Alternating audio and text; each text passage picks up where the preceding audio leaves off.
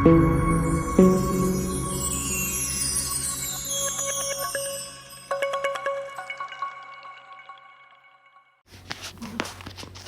friends, welcome to Mira Mind Voice. Day 84 in Big Boss House, Sunday episode. இன்னைக்கு மெயினாக நடந்தது அன்ஷிதாவோட eviction. Vijay Sethupathi கேட்டார், நேற்றுக்கு ஜெஃப்ரி போனப்போ நீ போனால் பின்னாடியே வரேன் அப்படின்னு சொன்னீங்களே, எப்படி கெஸ் பண்ணீங்க அப்படின்னுட்டு. அதுக்கு அவங்க சொன்னாங்க, இல்லை சார் எனக்கு தோணினது, அவன் முன்னாடி சொல்லிகிட்டு இருப்பான் நீ போனன்னா அவன் கூடவே நான் முதுகில் தொத்திட்டு வந்துடுவேன் அப்படின்னு சொல்லிட்டு இருந்தாங்க. She left very happy. எனக்கு எதுவும் கிரட்ஜ் கிடையாது, ஐ ஆம் ஹாப்பி, விளையாடினது போகிறோம் அப்படின்னு சாட்டிஸ்ஃபைடாக கிளம்பிட்டாங்க. எபிசோடை ஆரம்பிக்கும்போது புது வருஷ ரெசல்யூஷன் எல்லாருமே போடுவோம், எவ்வளோ பேர் அதை காப்பாற்றுவோம் அப்படின்லாம் பேசிட்டு உள்ள ஹவுஸ்மேட்ஸ்கிட்ட வந்து கேட்டார், இவங்க இந்த ரெசல்யூஷன் எடுத்தால் பெட்டராக இருக்கும் அப்படின்னு நீங்கள் யாரை நினைக்கிறீங்க, என்ன ரெசல்யூஷன் அப்படின்னுட்டு. ஃபஸ்ட்டு ராணவை கேட்டோன்னே அவன் கொஞ்சம் முழிக்க ஆரம்பித்த உடனே ஓகே மற்றவங்கள்ட்ட கேட்டு கடைசியாக அவங்கக்கிட்ட வரேன்னுட்டு விஷால்கிட்ட கேட்டோடனே விஷால் வந்து தீபக்குக்கு, ஏன்னா அவங்க வந்து தீபக் வந்து ஈவன் கிச்சனில் குக் பண்ணும்போது கூட இதை போடு அதை போடுன்னு அவர் நிறைய இன்ஸ்ட்ரக்ஷன்ஸ் கொடுக்குறாரு, அவர் சொல்கிறத கேட்கலன்னா அவருக்கு கோபம் வருதுங்கிற மாதிரி முன்னாடியே சொல்லியிருக்காரு. அதே இதை தான் திரும்ப சொல்லி அவர் வந்து அந்த கோவத்தை கண்ட்ரோல் பண்ணால் நல்லாயிருக்கும் அப்படின்னு சொன்னாங்க. அடுத்தது தீபக் கிட்ட கேட்ட உடனே அப்ரிசியேஷன் கிடைக்கலன்னா டிசப்பாயிண்ட் ஆகக்கூடாது, எக்ஸ்பெக்டேஷன்ஸ் எல்லாம் கம்மி பண்ணிக்கணும்னு அவர் இமீடியட்டாக விஷாலுக்கே சொல்லிட்டாரு. அடுத்தது மஞ்சரி வந்து சௌந்தர்யாவுக்கு, அவங்க ரியாக்ட் பண்ணாமல் ரெஸ்பாண்ட் பண்ணால் நல்லாயிருக்கும், எந்த ஒரு சூழ்நிலையும் ஒரு விஷயம் நடக்கும்போது டக்குன்னு ரியாக்ட் பண்ணிடுறாங்க, அப்புறமா அவங்களுக்கு அதை எக்ஸ்பிளைன் பண்ணி புரிய வைக்கும்போது ஓ ஆமாம் இல்லை அப்படின்னு சாரியும் கேட்குறாங்க. ஸோ ரியாக்ட் பண்ணாமல் ரெஸ்பாண்ட் பண்ணினாங்கன்னா பெட்டராக புரிஞ்சுக்கிட்டாங்கன்னா நல்லாயிருக்கும் அப்படின்னு தெளிவாக நாளுக்கு நாள் மஞ்சரியோட பேச்சு ரொம்ப தெளிவாக போயிட்டுருக்கு. அடுத்தது முத்து, அவர் தப்பு பண்ணினால்னாக்க அடுத்தது சௌந்தர்யா கிட்ட கேட்டார். சௌந்தர்யா உடனே முத்துவை தான் சொன்னாங்க. அதாவது முத்து என்ன பண்ணுறாராம், அவர் ஒரு தப்பு பண்ணிவிட்டு ஆனால் மற்றவங்களோட தப்பை பற்றி பேச ஆரம்பித்து தான் பண்ணினதை மறைச்சிடுறார். ஸோ அவர் பண்ணுற தப்பை வந்து 2-3 வாரம் இல்லை, இப்போ போன வாரத்துலேருந்தே முத்து தப்பு பண்ணுறாருன்னு பயங்கரமாக ரெஜிஸ்டர் பண்ண ஆரம்பிச்சிருக்காங்க சௌந்தர்யா. நீ பண்ணுறத நீ ஒத்துக்கோ அப்படின்னு வேறு ரெஜிஸ்டர் பண்ணுறாங்க. இதுவும் அவங்க கேம் பிளே தான். இப்போ அவங்களுடைய கேமே வேறு மாதிரி இருக்குது. ரியாக்ஷன்ஸ் எல்லாம் பயங்கரமாக குறைச்சிட்டாங்க. எது யார் கேட்டாலும் சரி உடனே முத்து இவர் அவர்னு 4 பேரை சொல்லிவிட்டு ஆனால் இவங்க யாரையும் சொல்லலைன்னு வேறு யாராவது ஒருத்தரை சொல்கிறது, அந்த மாதிரி நிறைய இப்போ அவங்க கேமை ப்ளேவை மாற்றியிருக்காங்க சௌந்தர்யா. அடுத்தது பவித்ரா கிட்ட கேட்டோடனே அன்ஷிதா ரொம்ப பியூராக லவ் கொடுக்குறா, அவள் வந்து ஒரு ஆர்கியூமெண்ட் மோடில் போகும்போது கோவத்தில் என்ன வேணாலும் பண்ணிடுறா, அந்த நேரத்தில் ரொம்ப நிதானமாக இருக்கணும் அப்படின்னாங்க. அன்ஷிதாவை கேட்ட உடனே ராணவ் தப்பையும் நின்று கேட்டு அதை ஏற்றுக்கணும், அவன் வந்து இல்லை அப்படின்ட்டு ஒரு மாதிரி பாஸ் ஆன் பண்ணிட்டு போயிடுறான் அப்படின்னாங்க. அடுத்தது ஜாக்லின்கிட்ட கேட்டோன்னே நான் விஷாலுக்கு சொல்லுவேன், ஃப்ரெண்ட்ஸுக்கு நடுப்புற வைக்கிற ஒப்பீனியன்ஸை காமெடி கலக்காமல் ஸ்ட்ரெயிட்டாக வச்சாங்கன்னா நல்லாயிருக்கும் அப்படின்னாங்க. அடுத்தது அருண் வந்து எகெயின் அவனும் ராணவை தான் சொன்னார். அது ரெசல்யூஷன் சொன்னால் அவர் கேட்பாரா அப்படின்னு விஜய் சேதுபதி சார் கேட்டார். தெளிவாக யோசிக்கிற தன்மை இருக்குது, அதை கரெக்டாக வெளிப்படுத்தணும். அவர் முக்கியமான தருணத்தை சந்தேகம் இல்லாமல் தெளிவாக வெளிப்படுத்தணும். அவங்க அம்மா தான் சொன்னாங்க, நீ எதுவுமே பண்ண வேண்டாம், பிளாங்காக வச்சுக்க மைண்டை, விஜய் சேதுபதி சார் என்ன கேட்குறாரோ அதை மட்டும் கவனித்து பதில் சொல்லு, நல்லாயிருக்கும் அப்படின்னுட்டு. ஆனால் அவர் அதை பண்ணுறதா இல்லை. அடுத்தது ரயானை கூப்பிட்டு கேட்ட உடனே சௌந்தர்யா வந்து எமோஷன்ஸை கண்ட்ரோல் பண்ணால் லைஃப் பெட்டராக இருக்கும், பிகாஸ் அவங்க எதுவாக இருந்தாலும் சரி ஓவராக எக்ஸ்ட்ரீமாக போயிடுறாங்க அப்படின்னாரு. அடுத்தது முத்து வந்து ஜாக்லின் நண்பர்களுக்கு வந்து அளவுக்கு அதிகமாக அன்பு கொடுக்குறாங்க, அந்த அன்பு சௌந்தர்யாட்டேருந்து திருப்பி கிடைக்கலன்னா டவுன் ஆகிடுறாங்க அப்படிங்கிற மாதிரி சொன்னார். அடுத்தது ராணவ்கிட்ட வந்து எனக்கு சொல்லுங்கள் ராணுவட்ட கேட்டோன்னா திரும்ப எழுந்து யோசிக்க ஆரம்பித்தார்.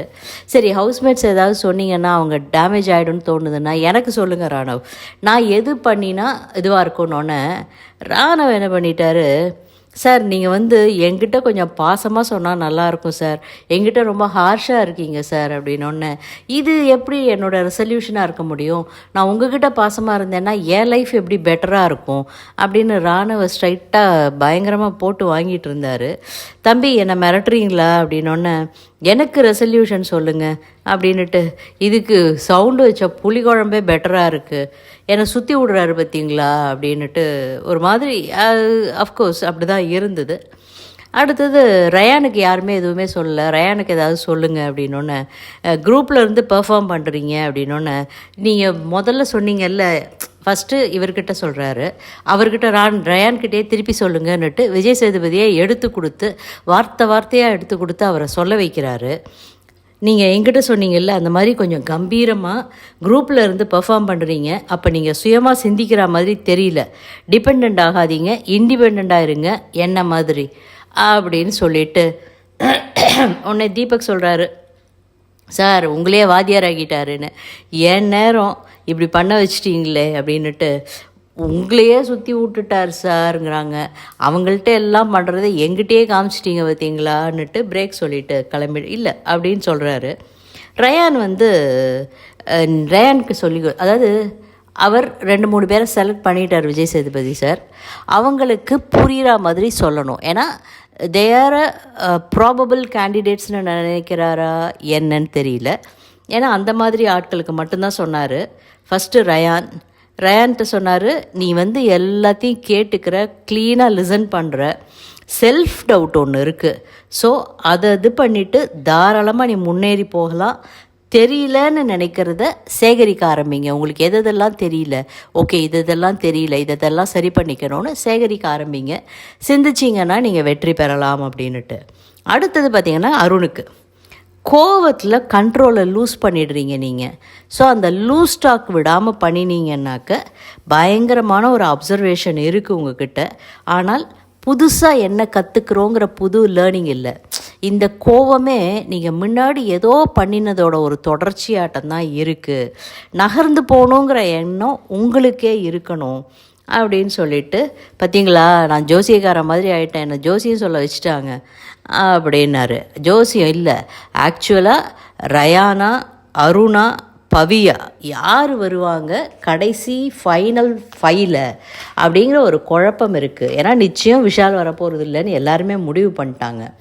ஸோ இவங்களுக்கு ஏதாவது சொல்லி இவங்களை மேலே கொண்டு வரணும் அப்படிங்கிறதுக்காக மஞ்சரி ஒன்று எனக்கு ஏதாவது சொல்லுங்கள் சார்னு ஒன்று. உங்களுக்கு சொல்கிற அளவுக்கு என்கிட்ட ஒன்றுமே இல்லை மஞ்சரி, எது சொன்னாலும் கரெக்டாக அதை எடுத்துக்கிறீங்க, கரெக்ட் பண்ணிக்கிறீங்க, தெளிவாக சிந்திக்கிறீங்க, பர்ஃபெக்டாக டெலிவர் பண்ணுறீங்க, உண்மையிலே உங்கள்கிட்ட சொல்கிறதுக்கு எனக்கு ஒன்றும் இல்லை அப்படின்ட்டாரு.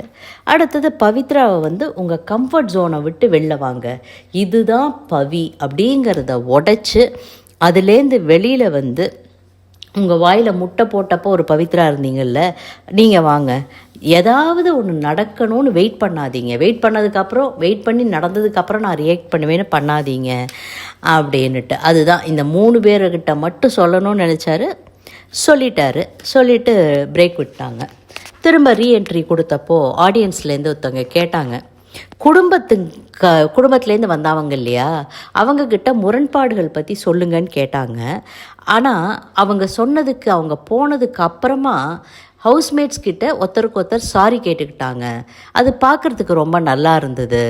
வெளியிலேருந்து வந்தவங்களுக்கு அப்படி தெரிஞ்சிருந்தாலும் எனக்கு அந்த மாதிரி இல்லைன்னு சொன்னது அவங்கக்கிட்ட ஒரு பக்குவம், அது அழகாக இருந்தது அப்படின்னாங்க.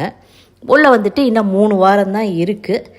ஸோ நீங்கள் என்ன சொல்லி ஓட்டு கேட்க போகிறீங்க, இல்லை உங்கள் கேம் முடிஞ்சிருச்சுன்னு நினைக்கிறீங்களா அப்படின்னோடனே, இல்லை இன்னும் கேம் இருக்குது அப்படின்ன உடனே நீங்கள் ஓட்டு கேட்க வேண்டாம், ஆனால் இவங்களுக்கு இந்த ரீசனுக்காக ஓட்டு போட வேண்டான்னு சொல்லுங்கள் அப்படின்னு எடுத்து கொடுத்தாரு.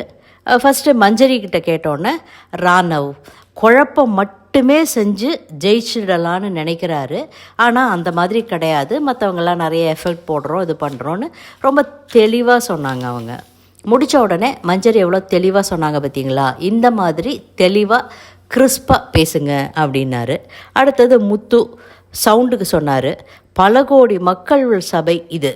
அதில் வந்து ஒவ்வொருத்தனும் தனக்கு தெரிஞ்சதை எடுத்து வச்சு என்னுடைய உழைப்பெல்லாம் போட்டு சீரியஸாக ஒரு விஷயத்த மக்களுக்கு சொல்லணும் அப்படின்னு எல்லாம் ட்ரை பண்ணிட்டு இருக்கும்போது எனக்கு பிடிக்கலன்னு சொல்லிட்டு அப்படியே அசால்ட்டாக ஒதுங்கி போய் அவங்களுக்கு மக்கள் ஓட்டு போடுறது எனக்கு பிடிக்கல, அது பண்ணாதீங்க, சௌந்தர்யாவுக்கு ஓட்டு போடாதீங்க அப்படின்னாரு. கரெக்டாக தான் இருந்தது அவர் சொல்கிற காரணங்கள். ஏன்னா மற்றவங்க எல்லோரும் உழைக்கிறாங்க, இது எதுவுமே எனக்கு பிடிக்கல, நான் எதுவும் பண்ண மாட்டேன்னு அப்படியே ஒதுக்கி வச்சுட்டா எனக்கு ஓட்டு போடுங்கன்னு வாங்கிட்டு போகிறது வந்து நியாயமில்லை தான்.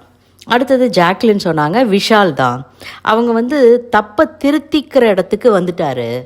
மற்றவங்களை முன்னிறுத்தி விளையாடி அவங்கள வெளில அனுப்பிச்சிடாரு. முதல்ல பாருங்கள் தர்ஷிகாவை வெளில அனுப்பிச்சாரு, அடுத்தது இப்போ பாருங்கள் அன்ஷிதாவை வெளில அனுப்பிச்சிட்டாரு. ஸோ அவங்களெல்லாரையும் முன்னிறுத்தி வச்சு தான் பண்ணுற தப்பை வெளியில் காட்டாமல் பின்னாடி நின்று இவர் விளையாடுறாரு. அதை மாற்றிக்கணும். ஸோ அவருக்கு ஓட்டு போடாதீங்க அப்படின்னாங்க. அடுத்தது ரயான்கிட்ட கேட்ட உடனே தீபக், அவர் வந்து இன்னும் அவருடைய ட்ரூ கேரக்டரை வெளியில் கொண்டு வரல, கோபம் வர்ற இடத்துல கூட மீட்டர் பார்த்து கோபத்தை கண்ட்ரோல் பண்ணுறாரு, அதனால் அவருக்கு ஓட்டு போடக்கூடாது அப்படின்னாங்க. அடுத்தது அருண்கிட்ட கேட்டோன்னா பவித்ரா, இந்த சீசனுங்கிறது வந்து ஒரு பெரிய ஒர்க் ஷாப் மாதிரி. பலருக்கு பாராட்டு வரும், பலருக்கு திருத்தம் வரும், பலருக்கு கண்டனம் வரும், எல்லாம் கிடைக்கிறது. கம்ஃபர்ட் ஜோன்லேயே இருக்காங்க, தன்னை மேம்படுத்திக்கிறதுக்கு அவங்க இன்னும் முனையலை, அதனால் பவித்ராவுக்கு ஓட்டு போடக்கூடாது அப்படின்னாரு.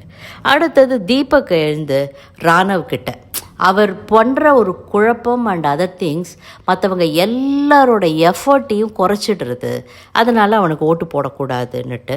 ராணவ் வந்து அன்ஷிதாக்கு, ஏன்னா அன்பின் பிம்பம், கேமில் அவங்களோட எஃபர்ட்டே இல்லை அப்படின்னா அவங்கக்கிட்டே சொல்லுங்கன்னா, அவளுக்கு தெரியாது இல்லையா இன்றைக்கி அன்ஷிதா வெளில போகிறாங்கன்னுட்டு. அன்ஷிதா வந்து அவங்க ராணவை யாருடா இவனை உள்ள விட்டதுன்னு நான் எப்போ பாரு கேட்டுட்ருப்பேன். இவங்க வந்து இரிட்டேட் பண்ணுறது மட்டுமே அவனோட வேலையாக வச்சு இந்த வீட்டில் இருந்துகிட்ருக்கான், ஸோ அவனுக்கு யாரும் ஓட்டு போடக்கூடாது அப்படின்னாங்க.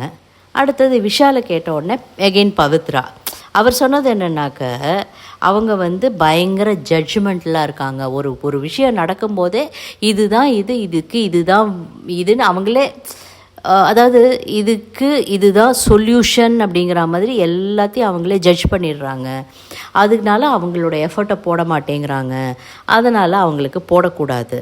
அடுத்தது பவித்ரா வந்து அருணை சொன்னாங்க, அவர் சொல்கிறது தான் கரெக்டுன்னு பிஹேவ் பண்ணுறாரு, மற்றவங்க சொல்கிறத ஏற்றுக்க மாட்டேங்கிறாரு, ஆனால் பின்னாடி வந்து நான் இப்போ தான் புரிஞ்சுது சாரி அப்படின்னு கேட்குறாரு.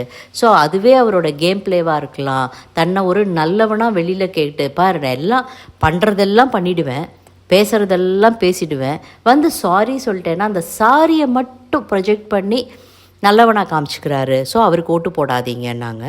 அடுத்தது சௌந்தர்யா வந்து ராணவ், இவங்க எல்லார்ட்டேருந்தும் அவனை காப்பாற்ற அவங்க எப்படி ஆரம்பித்தாங்கன்னா, இங்கே ஜாக்லின் மாதிரி நடிகைக்கிற இருக்காங்க, அதே மாதிரி பல பேர் அவங்க பேச்சாலேயே வாழறாங்க, பல பேர் அவங்க நடிப்பு திறமையால் வாழறாங்கன்னு ஒத்தொத்தரையும் குத்திட்டு ராணவ் வந்து இவங்க எல்லார்ட்டேருந்து போராடுறதுக்காக என்னமோ ஒன்று பண்ணுறான்.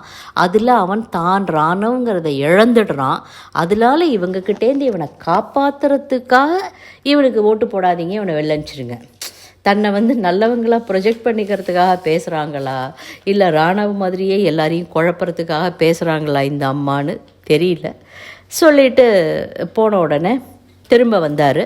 வந்து முத்துக்கிட்ட வந்து, உன்னோட நேர்மையை நான் ரொம்ப பாராட்டுறேன், உன்னை பற்றின நிலைப்பாடு சௌந்தர்யா சொல்கிறதையும் நான் வந்து பாராட்டுறேன் அப்படின்னு சொல்லி சொன்னார். இல்லை சாரி, முத்து வந்து சௌந்தர்யா கிட்ட சொன்னாங்க, நீங்கள் ராணவை பற்றி சொல்கிறதையும் நான் பாராட்டுறேன், அதே மாதிரி ராணவ் ஆமாம் நான் இந்த கேமுக்காக தான் இப்படிலாம் பண்ணுறேன்னு சொல்கிறதையும் நான் பாராட்டுறேன் அப்படின்னாரு. உடனே முத்து வந்து ராணவுக்கு எக்ஸ்பிளைன் பண்ணுறாரு, நீ யாருங்கிறத காட்டு, இது வந்து ராணவ் இல்லைன்னு சொல்கிறது இல்லை, நீ இது வரைக்கும் இந்த கேமை குழப்பறதுக்காக நான் ஒரு குழப்பவாதின்னு வேற ஒரு முகமூடி போட்டுட்டு இங்கே வாழ்ந்துட்டுருக்க, ஆனால் வெளியில் இருக்கிறவனுக்கு நீ யார், உன்னால் என்ன பண்ண முடியும்னு காமிச்சாதான் நீ வெளியில் போனால் வெற்றி பெற முடியும். இந்த கேம் மட்டும் உனக்கு விளையாட்டு இல்லை, இது மூலமாக நீ வெளியில் எந்த ஒரு நேம் கெயின் பண்ணுறேங்கிறதும் ஒரு விளையாட்டு அப்படிங்கிற மாதிரி நிறைய எக்ஸ்பிளைன் பண்ணுறாரு. கேமுக்காக பண்ணுறேன்னு சொல்கிற, நல்லா விளையாடிட்ட, உன்னை நல்லா வெளியில் காமிச்சிட்ட, இனிமேல் விளையாட ஆரம்பி அப்படின்னு சொல்கிறாரு. அடுத்தது மக்கள் வந்து சீரியஸாக எடுத்துப்பாங்க, இது சீரியஸான இது விளையாட்டு இல்லை அப்படின்ட்டு அன்ஷிதா வந்து பேசிகிட்டு இருக்காங்க. அடுத்தாப்பில் அன்ஷிதா எலிமினேட்டட். விஷால் வந்து சூப்பராக பண்ணி அன்ஷிதாவையை வெளில அனுப்பிச்சிட்டாங்க. இதை பற்றி ரயான் சொல்கிறாரு. ரயானும் மஞ்சரி பேசிக்கிறாங்க. அந்த ரூமுக்கு போகிறவங்க எல்லோரும் வெளில போயிடுறாங்க பத்தியா அப்படின்னுட்டு. அப்படி நான் சொன்னேன்னாக்க எல்லோரும் மூட நம்பிக்கைன்னு சொல்கிறாங்க என்ன அப்படின்னு ரயான் வருத்தப்படுறாரு. அடுத்தது விஷால் வந்து சொல்லிட்டு போ அப்படின்னு கம்பல் பண்ணதும், யார்கிட்ட போய் நீ சொல்ல போகிற, யார்கிட்ட போய் நீ சொல்ல போகிறேன்னு கேட்டோன்னே ஆர்னவ்னு சொல்லிட்டு அவர் காதில் சொல்லிட்டு கிளம்புறாங்க இவங்க. நீ அதை எல்லாத்தையும் முடித்து வச்சுரு, வெளில வந்து நம்ம பார்த்துக்கலாம், பேசிக்கலாம். தர்ஷிகா போகும்போது உன்னுடைய பாசத்தை நான் மதிக்கிறேன் அப்படின்லாம் டைலாக் விட்டார். இப்போ வந்து லவ் யூடின்னு சொல்லி அனுப்புகிறாரு. உண்மையிலே இந்த மனுஷன் என்ன பண்ணுறாருன்னு தெரில. நாலுலேருந்து சௌந்தர்யா பின்னாடி சுற்றிட்டு இருந்தாருன்னு வச்சுக்கோங்களேன், மக்கள் அடுத்த வாரமே வெளில அனுப்பிச்சிடுவாங்க, காரி துப்புவாங்க இந்த பையனை. ஏன் இப்படி பண்ணுறான்னு தெரியல. நண்டு கிஃப்ட் கொடுக்கப்பட்டது. அது வந்து காஞ்சி பட்டு டிசைன், அழகான பெண்ணுக்கு ஒரு அழகான டிசைன். It was nice. அதுக்கப்புறமா அவங்க வெளில போனோடனே சவுண்டு வந்து ராணுவ கூட கனெக்ட் பண்ண இங்கே ட்ரை பண்ணிகிட்டு இருக்காங்க. நீ இப்படி சொல்லியிருக்க, உன்னை எல்லாரும் புட் டவுன் பண்ணியிருக்காங்க, ஆனாலும் நீ மேலே வந்திருக்க. முத்து வந்து இப்படி, முத்து நீ முன்னாடியே என்கிட்ட சொல்லியிருக்க, முத்து எல்லாரையும் பேசியே உடச்சிருவாருன்னுட்டு இந்த மைண்ட் கேம் இந்த இதில் நிறைய பேசுகிறாங்க. அதே மாதிரி தான் முத்துவும் ஜாக்லினும் பேசிகிட்டு இருக்காங்க, யார் 2 பேர் கையை பிடிச்சிட்டு நிற்பாங்க ஸ்டேஜில் அப்படின்னுட்டு. இதில் அருண் வேறு சொல்கிறாரு, டிக்கெட்டு ஃபினாலே விளையாடினா டெஃபினட்டாக 2வது கை அவங்களது தான். வின் பண்ணுறாங்களோ இல்லையோ 2 பேர் நிற்கிறது அது கிடையாது மிஸ்டர் அருண்.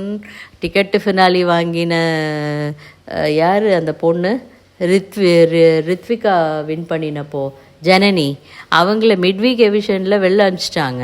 ஃபைனல் வீக் வரைக்கும் நீ போவ, அவ்வளோதான். ஃபினாலே வீக் வரைக்கும் யூ வில் என்டர். உன்னை எப்போ வேணாலும் வெளில கூட்டிகிட்டு போயிடலாம். லாஸ்ட்டு ஃபைனல் 4 தான் இருப்ப நீ, அதுக்கு மேலே கிடையாது. ஆனால் சொல்லிட்டு இருக்காரு விஷால்கிட்ட, அது 2வது கை அவங்களோடது தான், அதை வின் பண்ணிடணும் அப்படின்னு சொல்லிட்டு. சௌந்தர்யா வந்து நீ ஸோ ஜாக்லின் பேசிகிட்டு இருக்கும்போது, டேய் ஒரு கை என்னோடது ஒரு கை என்னோடது அப்படின்லாம் பேசுகிறாங்க. ஜாக்லின் சொல்கிறாங்க, நீ ரன்னரப்பாக இருந்து எனக்கு கை தட்டுவேங்கிறாங்க.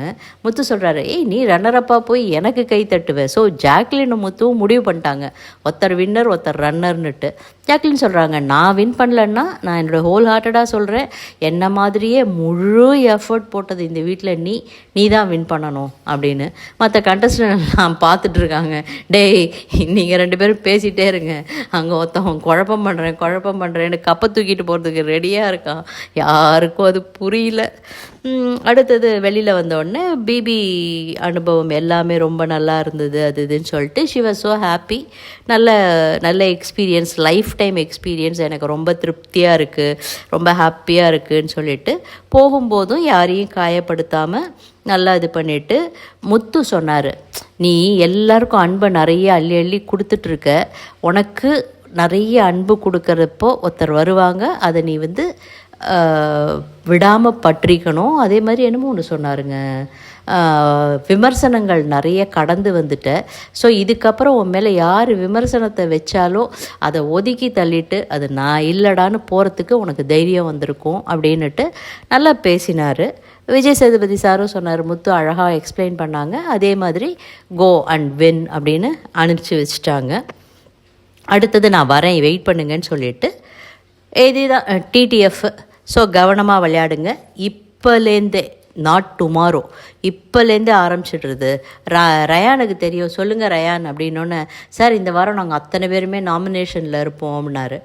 இவனுக்கு போய் தெரியும்னு நான் நினச்சேன். என்னொன்று, சார் டிக்கெட்டு ஃபினாலே, நான் நினச்சேன் நாளைக்கு நாமினேஷன் நடக்கும், அதுக்கப்புறம் தான் டிக்கெட்டு ஃபினாலே இது நடக்கும், கேம்ஸ் நடக்குங்கிற மாதிரி அவர் சொன்னார். இந்த நிமிஷத்துலேருந்தே டிக்கெட்டு ஃபினாலே ஆரம்பிச்சிருது.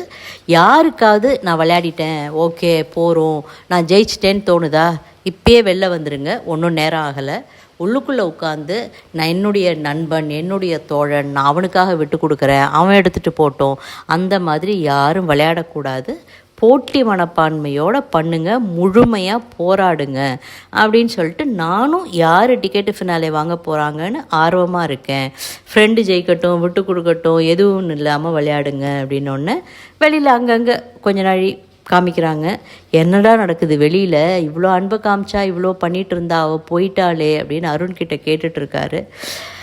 அடுத்தது தீபக் கேட்குறாரு, என்னடா இங்கே ஒரு குரூப் பேசுது, அங்கே ஒரு குரூப் பேசுதுன்னு 5 பிரிஞ்சிருச்சு வீடு அப்படிங்கிறாங்க ஜாக்லினும் முத்துவும்.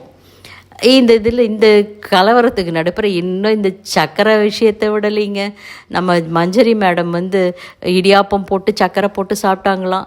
சர்க்கரைக்கு ரேஷன் கிடையாதான்னு முத்து ஆரம்பிக்க, இந்த வாரம் தான் எதுக்குமே ரேஷனே கிடையாது, நான் கிச்சன் இன்சார்ஜாக இருக்கும்போது கேட்டவருக்கு கேட்ட வரம் கிடைக்கும் அப்படின்னு கிருஷ்ண பரமாத்மா மாதிரி நம்ம விஷால் சொல்ல, இது 12 வாரமாக ரேஷன்லேயே இருந்திருக்கோம், எங்கள் மைண்ட்லேருந்து அது போகலை.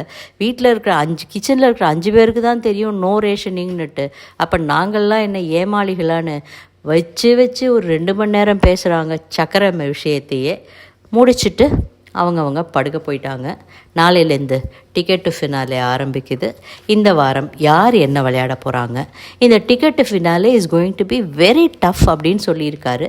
டஃப்பாக அப்படி என்ன இவங்களுக்கு செய்யறதுக்கு கொடுக்க போகிறாங்க, அதில் யார் அந்த டிக்கெட்டு ஃபினாலே வின் பண்ண போகிறாங்க, யார் கப்பை ஜெயிக்க போகிறாங்க, இன்னும் 3 வாரங்கள் நமக்கு தெரிஞ்சிடும். அது வரைக்கும் அட்லீஸ்ட் இந்த கேம் கொஞ்சம் இன்னும் சுவாரஸ்யமாக போகும்னு எதிர்பார்க்கலாம். இந்த வீடியோ உங்களுக்கு பிடிச்சிருந்ததுன்னா லைக் பண்ணுங்கள், ஷேர் பண்ணுங்கள். உங்களுக்கும் இதை பற்றி ஏதாவது கருத்துகள் இருந்ததுன்னா கமெண்ட்ஸில் சொல்லுங்கள். சப்ஸ்கிரைப் பண்ண மறக்காதீங்க. தேங்க்யூ.